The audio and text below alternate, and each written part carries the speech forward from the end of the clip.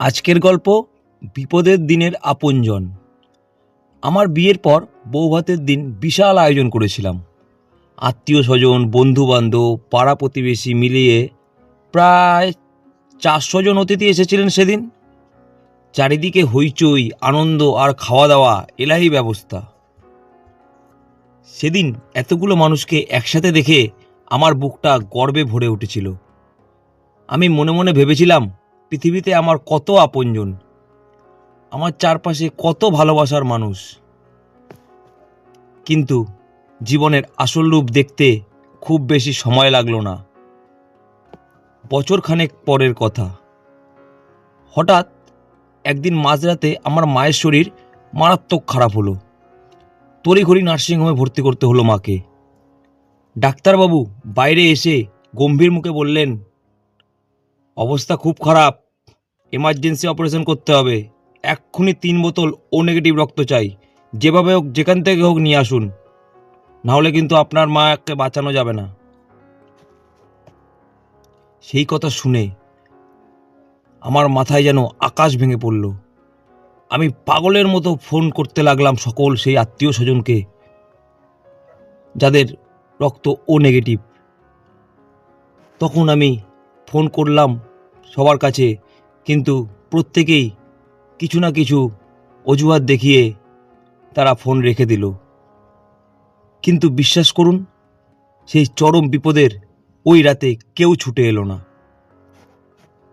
কেউ বলল সে শহরের বাইরে আছে, কেউ বলল তার নিজের শরীর খুব খারাপ, কেউ আবার ফোনটাই ধরল না। হাজারটা অজুহাত। আর আমার সেই 400 জন অতিথির মধ্যে একজন আমার মায়ের জন্য 1 ফোঁটা রক্ত দিতে এগিয়ে এলো না। আমি তখন কি করব ভেবে উঠতে পারছিলাম না। তখন কোনো উপায় না দেখে আমি নার্সিংহোমের বাইরে ফাঁকা রাস্তায় ফুটপাতের ওপর মাথায় হাত দিয়ে বসে অঝরে কাঁদছিলাম। এমন সময় সেখান থেকে এক অটো চালক দাদা অটো নিয়ে যাচ্ছিলেন। তখন সেই অটো চালক দাদা আমার সামনে এসে অটোটি দাঁড় করালেন। আমার ওই অবস্থা দেখে উনি চিন্তিত হয়ে জিজ্ঞাসা করলেন, কি হয়েছে ভাই? এত রাতে রাস্তার ধারে বসে এভাবে কাঁদছো কেন? আমি চোখের জল মুছতে মুছতে সব কিছু খুলে বললাম ওনাকে।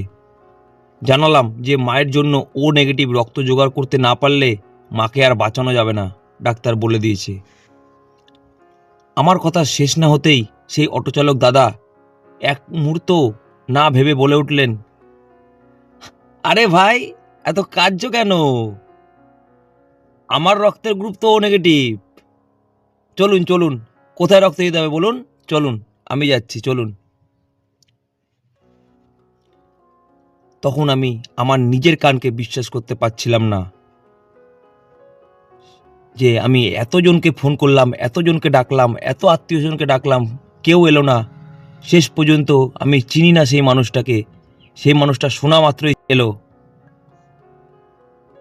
শেষ পর্যন্ত রাস্তার ওই অচেনা অটোচালক দাদার দেয়া রক্তেই সেদিনের মতো আমার মায়ের প্রাণটা বেঁচে গেল। আজ যখন সেই রাতের কথা ভাবি, আমার নিজের বোকামির কথা ভেবে খুব হাসি পায়।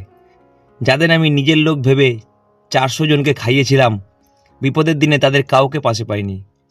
আর রাস্তাঘাটে ঘুরে বেড়ানো অচেনা এক অটোচালক আমাকে জীবনের সবচেয়ে বড় শিক্ষাটা দিয়ে গেল। আমি বুঝেছি, আসল আপনজন কখনো রক্তের সম্পর্কে হয় না, এক পাতায় বসে খেলেও আপন হওয়া যায় না। আসল আপনজন তো সেই যে আপনার চরম বিপদের দিনে বিনা স্বার্থে আপনার হাতটা শক্ত করে ধরে। ধন্যবাদ। গল্পটি ভালো লাগলে লাইক করবেন, চ্যানেলটিকে সাবস্ক্রাইব করবেন এবং গল্পটি প্রিয়জনদের শেয়ার করবেন।